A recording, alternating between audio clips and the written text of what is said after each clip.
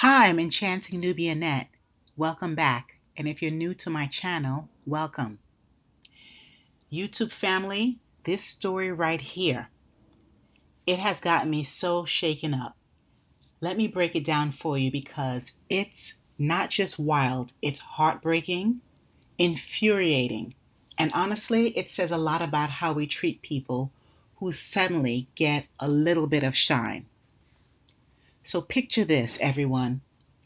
Curtis Dixon, a 60-year-old grandfather from Detroit, was out there trying to keep the lights on, literally. He has a family man, and he's doing the best he can do. So he's at a pawn shop about to sell his wedding ring just to pay the electric bill because the lights went out. You can imagine having your family and you're the head of the household and the lights go out. How he must have felt so much shame and so helpless. And at his last just his the last thing he was able to do, he went to the pawn shop with his wedding ring that he bought for his wife so many years ago. That's so sentimental, so valuable to them as a couple. Well, that's already a lot to deal with. But then, out of nowhere, he runs into a man who appears to be blind and in need. So Curtis, again with barely anything to his name, he still offers the blind man for help. And in that moment of kindness, everything changed for him. It turns out, everyone, that the blind man was actually Zach Zaranowski, aka MD Motivator. He's a YouTuber who's known for rewarding acts of kindness with life changing gifts. Imagine, oh my goodness. Now, Curtis, he didn't even know he was being filmed. He didn't know that the internet was about to meet him. And definitely, he didn't know that he would be handed money, everyone, what he really and truly needed. So, first off, Curtis was given $5,000 by MD Motivator to pay for his light bill for the entire year. My goodness, what a blessing. Then he was given a $2,500 check. And that's superb. But on top of that, everyone, he was given a brand new car. And last but not least, he was handed $100,000. It was raised by people all around the world who was motivated by his generosity. Oh my goodness. So much money in one instance. Curtis Dixon was so grateful, just blown away, so humble and thankful that he dropped to his knees.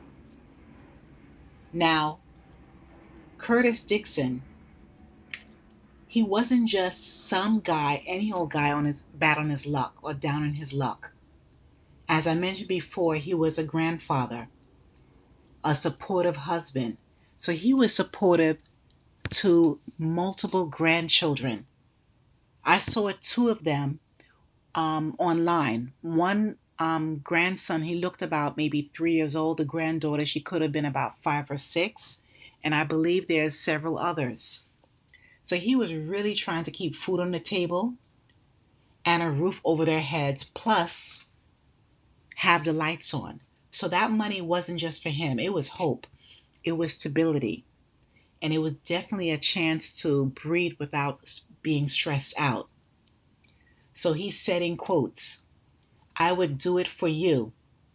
I would do it for anybody else. End of quotes. And that's the kind of man he is.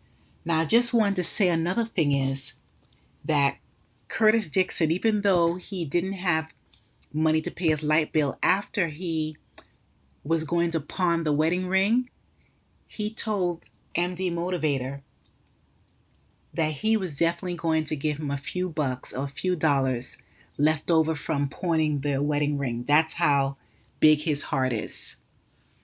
Wonderful. So I'm going to continue, everyone.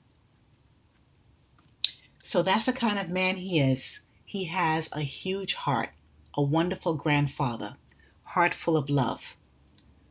But the thing is, just a few days later, I believe maybe a little over a week later, everything flipped in his life. Listen to this. Curtis Dixon, he was lured to a location in Detroit's east side. I'm not sure who the person is, it hasn't been revealed. So he thought he was meeting someone, but instead, oh my gosh, I couldn't believe this when I heard it, everyone. Instead, he was kidnapped.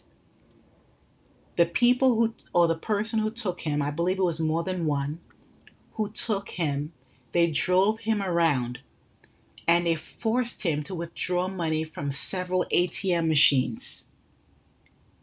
Then they beat him.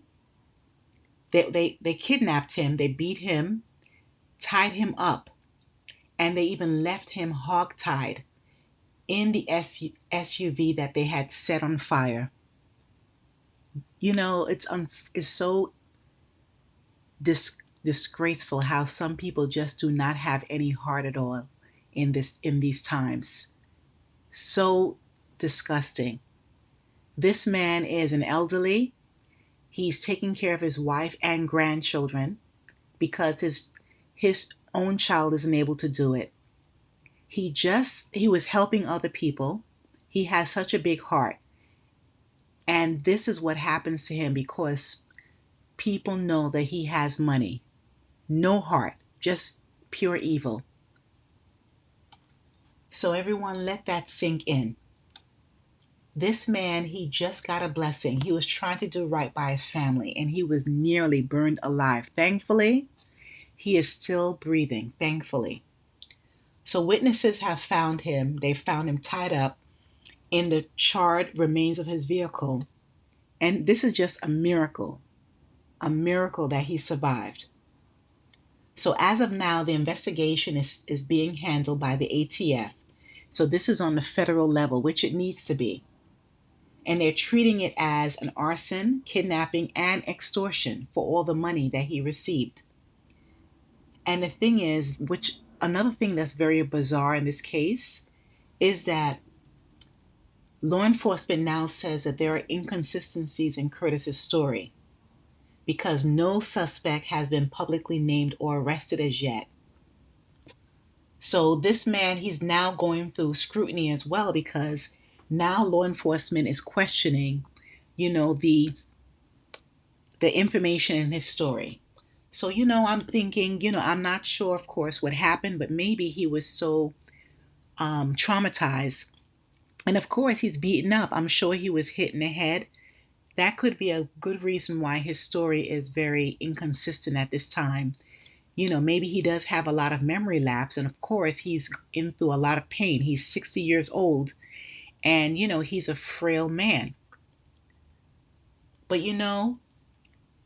I believe the media should have protected this man just like they should protect anyone who comes into a lot of money, who has a lot of money. I believe that Curtis Dixon should never have been publicly identified after receiving that money. This is a law that I believe needs to be changed, and I have felt this way for many years. So number one is safety first. When someone suddenly comes into a large sum of money, this is over $100,000, especially in a vulnerable community. It's not like he came from a wealthy community or, upper class community where people have money. The media actually put a target on his back. Yes, it's important that MD Motivator, he's known for his great acts, but it would have been better if Curtis Dixon, his identity was not revealed at all. Have him wear a disguise and do not just give the initials, and that's it. I think it's irresponsible and it definitely proves to be quite dangerous. Look at what happened. And again, privacy matters. Curtis Dixon didn't want to be famous. He didn't sign up to get viral attention. He basically was being kind. He has a big heart. So the media, they could have blurred his face. Definitely, as I said, they could have used his initials instead of his full name. And they could have kept his location private as well. All of these things. Especially in these times. Look how many people, thousands of people, have lost their jobs. And even before that, just in the community that he lives in, people are going to prey on one another. And unfortunately, they do not care that he is a grandfather. He's an elderly man. Another factor is exploitation versus empowerment. There's a fine line between uplifting someone and exploiting their struggle for clicks. So the moment that video went viral, Curtis's life changed, but not just in good ways, unfortunately. The media needs to really deeply think about the long-term impact and not just a feel-good moment. Not because you have a lot of likes and you have even more subscribers. Think about that person who's more vulnerable. And another aspect is a community impact. When someone like Curtis gets hurt, it sends a message to others like, don't help this person, don't be seen, and don't trust others. And that's quite toxic. So this started as very positive and now it's extremely negative. We definitely need to protect our elders and not just leave them exposed and have them parading around on their own. Okay? They could have even waited to feature this story until maybe after he left the community, or again, hide his identity.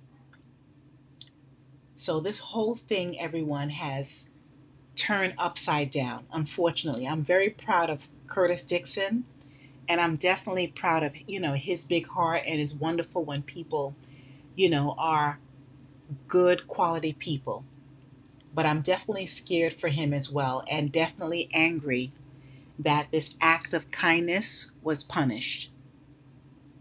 Everyone, we need to do a lot better. As a society, people in media, and just in general, people, we need to do better.